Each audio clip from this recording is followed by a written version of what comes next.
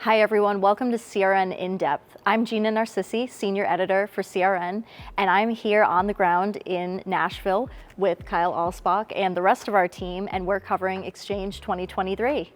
So Kyle, one of the big topics we've been hearing about on the main stage this week and at the sessions, hybrid work and the future of work. Talk a little bit about what you're hearing from partners and what you've been hearing at the show.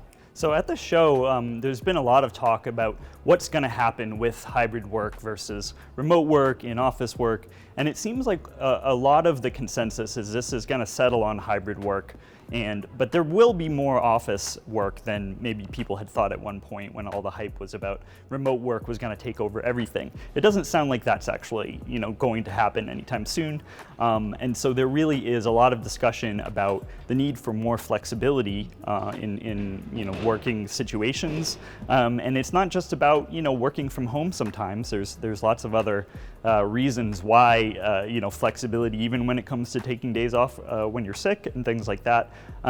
Flexibility is really going to be the key in the future for workplaces and how they how employees work together. Absolutely, and one of the things we've talked about a lot at this show is how to attract the next generation of employees, so that Gen Z.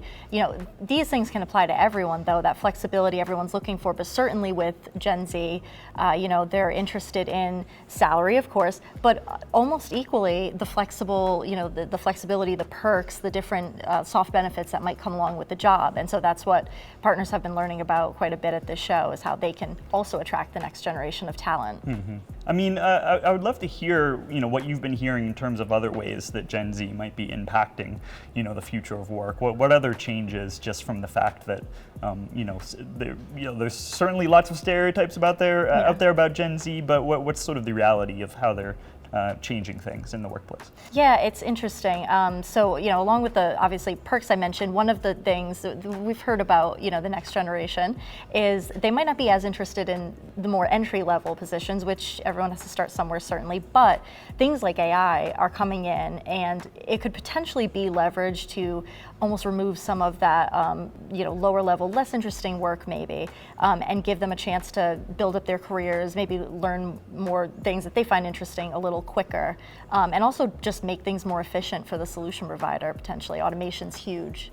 And changing gears a little bit, one of the things we've also heard about the show, obviously security, huge theme at any of the exchanges, but cyber insurance this year is something we've heard quite a bit about. I know you cover security, so tell us about how important that is. So cyber insurance really seems like it's almost becoming like the central focus for a lot of efforts, especially with MSPs and SMB customers. It just seems to be driving a lot of the, thinking about, what customers are going to be deploying, what partners are going to be expected to do for their SMB customers. It's all sort of revolving around cyber insurance at this point. And, a big part of the reason there is just that smaller, companies, businesses haven't really had a lot of compliance requirements, depending on what industry they're in.